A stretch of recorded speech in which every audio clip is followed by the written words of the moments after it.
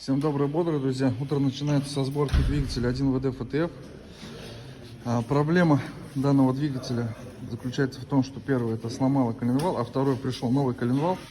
И сейчас у нас шатунные шейки зажимают по вкладышам 6 и 7 зажимают. Сейчас вот делаем вымерку, проверяем, смотрим.